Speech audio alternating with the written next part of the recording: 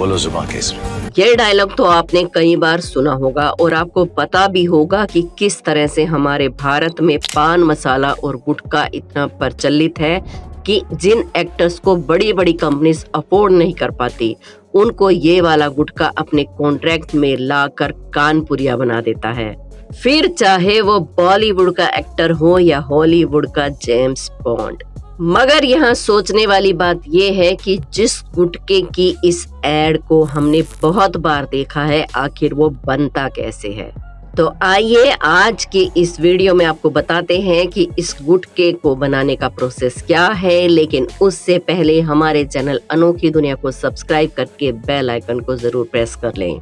आप भी social media पर वायरल मीम्स को लेकर गुटखे का मजाक तो उड़ाते ही होंगे और सोचते होंगे कि आखिर जमाने में कौन है जो भला ये गुटखा खाता होगा, ये भी कोई क्लास है।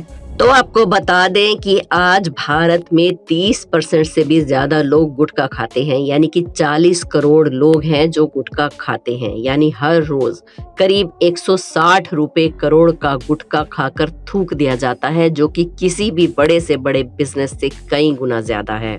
तो इसको बनाने के लिए सबसे पहले इस्तेमाल किया जाता है सुपारी का, और सुपारी हमें मिलती है इस पौधे से जो कि आप अभी देख रहे हैं।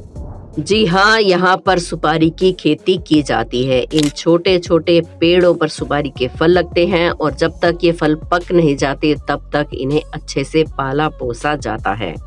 आखिर एक दिन इन्हीं सुपारी को लोगों के थूकने की वजह भी तो बनना है। जब ये सुपारी का पौधा अच्छे से बड़ा हो जाता है, इसके फल को पौधे से अलग कर लिया जाता है। इसको भी अलग करने का प्रोसेस ठीक वैसा ही होता है जैसे आपके पिताजी आपको मोबाइल से अलग करने के लिए करते हैं, यानी कि इसको भी आप ही की तरह ठोक पीट कर पेड़ से अलग किया जाता है। उसके बाद उसे कड़ी धूप में सूखने के लिए रख दिया जाता है। ऐसा करने की वजह ये होती है कि सुपारी के फल के अंदर जो नमी होती है वो निकल जाए और अच्छे से फल सूख जाए। जब ये सुपारी का फल सूख जाता है तब जाकर उसको महिलाओं के हवाले कर दिया जाता है, जो इस फल में से सुपारी का दाना निकालती हैं। आप देख सकते हैं कि कैसे महिलाएं अपने हाथों पर पट्टियां बांधकर इस फल में से उस दाने को निकाल रही हैं।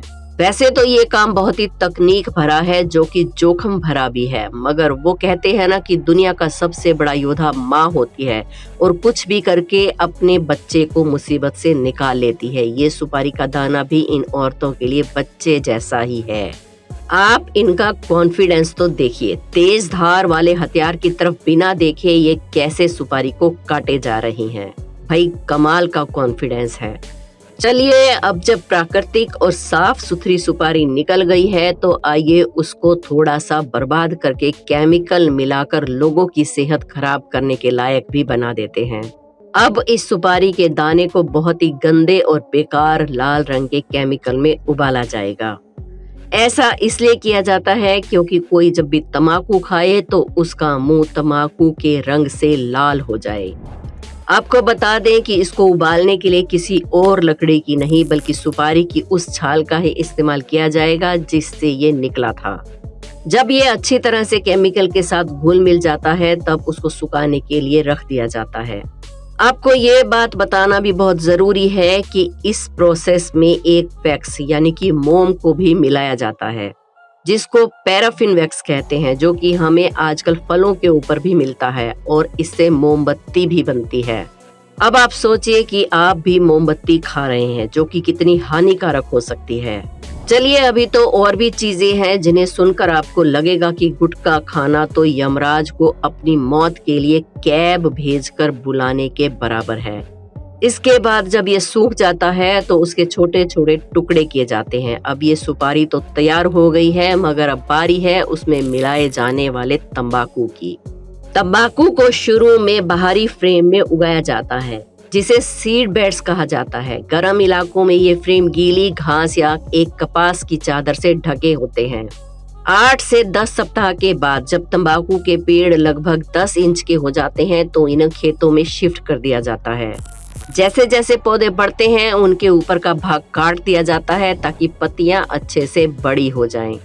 इस प्रक्रिया को टॉपिंग कहा जाता है। 90 से 120 दिन के बाद तंबाकू के पौधे कटाई के लायक हो जाते हैं। इसके बाद इन पत्तियों को फैक्ट्री में शिफ्ट किया जाता है जहां पर इन्हें सुखाया जाता है, जिसको करने के लिए कृत्रिम गर्मी यानी कि आर्टिफिशियल हीट का इस्तेमाल किया जाता है। जब ये भूरे रंग की हो जाती हैं तो इन्हें अलग करके छोटे छोटे टुकड़ों में बांट दिया जाता है, जिससे ये असली तंबाकू के रूप में आ जाती हैं। अब वक्त आ गया है दो बिछड़े हुए भाइयों को एक फैक्ट्री में ले जाकर मिलाने का। तो एक तरफ तैयार हुई सुपारी और दूसरी तरफ तैयार हुआ तंबाकू। ये एक फैक्ट्री में पहुंचते हैं और जो सुपारी तैयार की गई थी उसमें पान मसाला, कत्था और कई अलग अलग सामग्री मिलाई जाती है।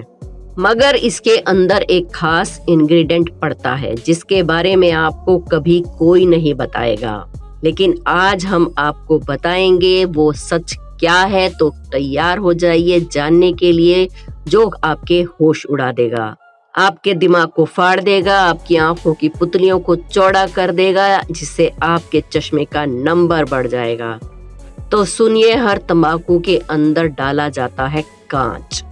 जी हाँ, पर इतना बड़ा सीक्रेट भी नहीं था ये जितना हमने बना दिया, लेकिन कोई बात नहीं, थोड़ा ड्रामा करना तो बनता है। जी हाँ दोस्तों, तंबाकू के अंदर असली कांच डाला जाता है। उसको डालने के लिए कांच की बोतल्स को मशीन के अंदर डाला जाता है और फिर मशीन उसको इतना बारीक पीस देती है कि ये एक पाउडर बन जाता है। इसको अगर आप अपने हाथ में उठाएंगे तो आपके हाथ को तो ये नहीं काटेगा, मगर हमारे मुंह के अंदर की स्किन थोड़ी सेंसिटिव होती है, इसलिए अगर कोई इसको तंबाकू के साथ चबाता है तो मुंह के अंदर से फट जाता है। और जब तंबाकू उस फटे हुए मुंह को लगता है तो हल्की सी जलन का एहसास होता है और इसके बाद तंबाकू का नशा और तेजी से चढ़ता है।